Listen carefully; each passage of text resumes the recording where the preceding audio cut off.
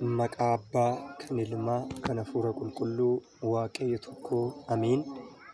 Kabajamtootaaf jaallatamtoota maatii Waaqayyoo, Waaqayyoon kan isin jaallatu, isinis Waaqayyoo namaa keessan kan jaallattan hundi keessan iyyuu akkam jirtu? Nageenya Waaqayyoo lafaaf bakka jirtan hundumatti isiniif haa baay'atu.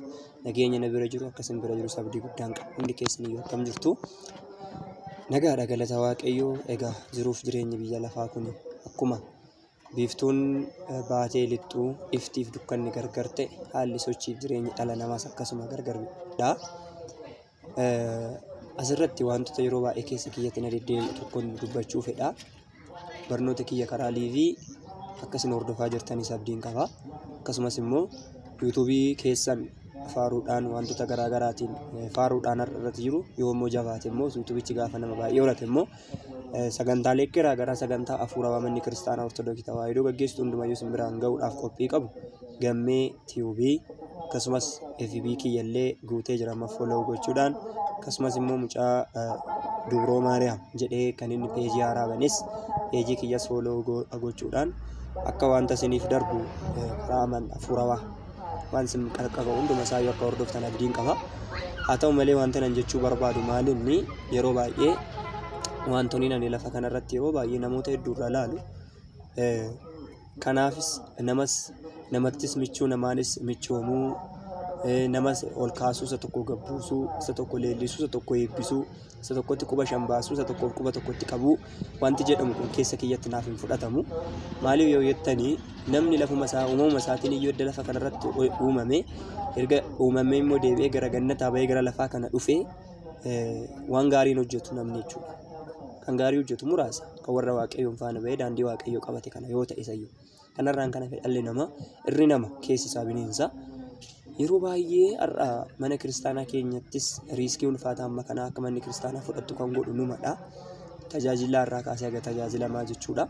Har'a mana kiristaanaa keenya keessa waan hin taane galchitee sanyummaadhaan, gosaan, qomoodhaan, afaaniin wal qoqqoonne inni fannoo Waaqayyoo mormatti baatee sagalee Waaqayyoo lallabus gosaan qooqaan nama addaan qoodee sanyummaadhaan, bifaan, qabeenyaan, guddina qaamaatiin wanta garaagaraatiin ilma namaa addaan qoodee isa bifaaf fakkeenya Waaqayyootiin uumame ilma namaa irratti wanta hin taane dabarsaadha jiraata.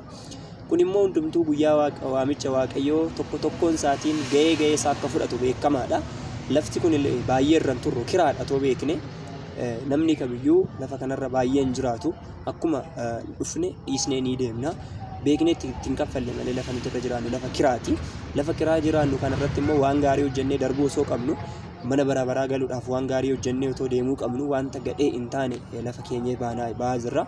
Akkuma Galaatiyaa irratti dubbatu gaarummaan ofii fi akkuma jedhame qoraattiin kanuma abbaa dhaabeeti akka jedhame hundi keenya gaariis yoo hojjenne mataa keenyaaf wanti nuti lafa keenya wanti nuti gadhees yoo horsiisne gadhummaan sun gaariis yoo goone gaarummaan sun numa faana deemaa jechuudha.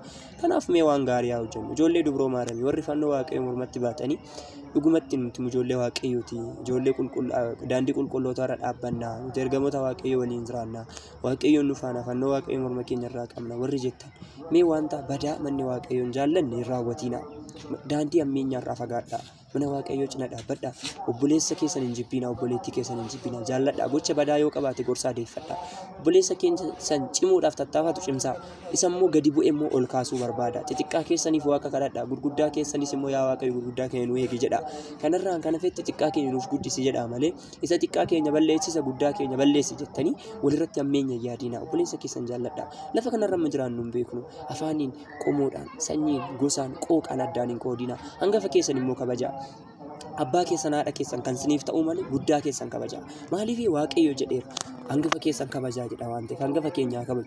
Yoo inni gocha badaallee hojjete ta'e maaloo isinirraa fi gochaan keessanii fi hojiin keessan kun walirraan bareedu jennee gorfachaa gurguddoota keenyaa kabajnu. Sangaa abbaan gaafa cabse ormicha balleessaadhaan nuti qubatti qabna. Inni kaan maalaa godhuuf nuti nan rabsina inni kaan hin eebbisa. Kanaaf keessumaa warri amantoota keenya nuti ijoolleen tawaahidoo wantoota mana amantaa keenya keessatti mul'atu hunduma isaayyuu tasgabboofnee furmaata barbaanna. Wanti ariitiidhaan ta'u hin jiru. Surreen otoo fiiganuu utuma fiiganuu namarraa buutii jedha. Kanaaf xiyyeeffannoo qabna. Namni otoon tarkaanfatiin dura bakka tarkaanfatu beeka. Ilaallatees tarkaanfachuu qaba. Maaliif tarkaanfatee yookiin qaalaa bu'aa yookiin lafichi dhoqqeedha mucaatee kufaa iddoo seenuun beeku kanaaf dura laallatee tarkaanfachuu qaba jechuudha. Kanaaf wanta goonuu kamiyyuu booda waan dhufuu fi dura wanta ta'e ilaallee haa goonu isiniin jedha. Adaraa keessan ijoollee tawaahidoo walirratti hin ka'inaa waliif haa dhaabbannu. Amantii keenyaan cimnee haa dhaabbannu. Mana kiristaanaa keenyaa kadhannu. Uummata Waaqayyoo badee haa barbaaddannu. Daandii amantiitti haa finnu. Mana Waaqayyoo keessa isaan haa dhaabnu. Abbootota keenyaa haa kabajnu. Isaan irraa haa barannu. Yoo isaan dogongoran illee abbaa jennee itti dhiyaannee wanta isaan ittiin nurraa fudhachuu danda'an itti haa himnu.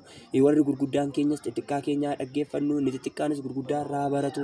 Malee hundumtuu warra bakkuma bakka naxalaa baaltokkee dachaafatanii kaasan dachaafanneetuma yookaan uumaa gatiinsaa baay'ee miidhagaa hin ta'uun isiniin jedha ijoollee tawaahidoo adaraa keessan wal ilaalladhaan jedha. Akkasumas immoo ani dadhabaa fi namni uumaa gatii baasuu hin dandeenye obboleessi keessan yuutuubii kiyya ani bar yuutuubii kiyya xiqqoo jabeeffadhaa kan inni isiniin jedhuu fi akkuma karaa FB kana barnoota liiviidhaan sin tajaajilu achinis liiviidhaan dhufuufanii jechuudha. Kanaaf anis numa ittiin sin tajaajiluufidha malee itti naa kaffalaa itti akkas naa godhaa jechuu fi miti tajaajiluma keessaniif akka ta'uufidha.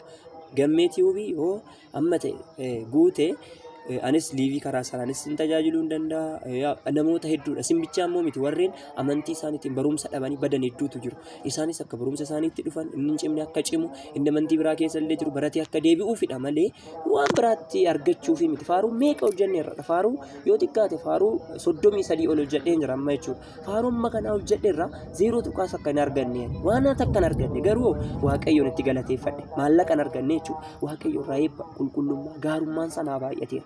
Kanaaf maallaqatti argannaaf miti. Tarii maallaqatti argachuuf sanitti fakkaachuu danda'a. Faaruu amma kanarratti maallaqa cinkuu tokko itti hin arganne. Faaruu maallaqa kiisii kiyyaa baasetti hojjedhe kana jechuudha.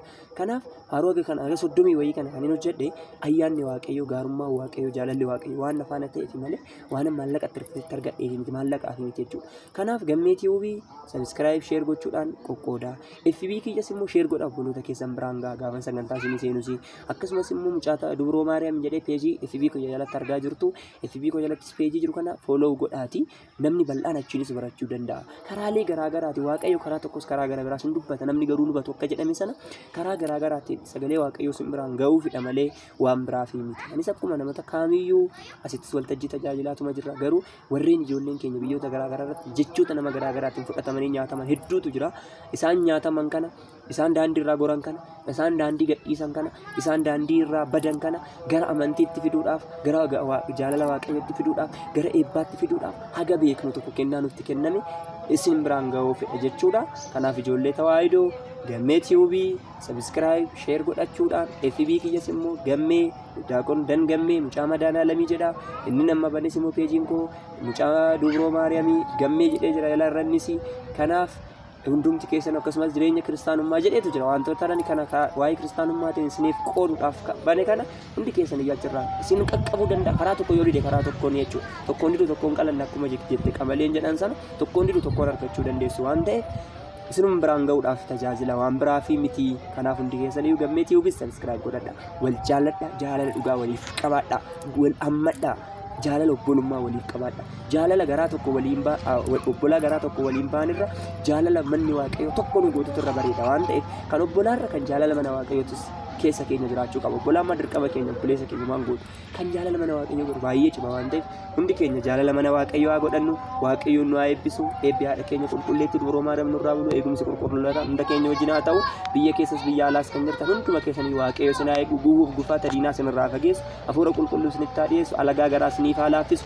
Waaqayyo isin haa eebbisu. Wanti isin qabattan hundumtuu cubburraa kan isiniif haa malkaa'u. Nagaan ta'a.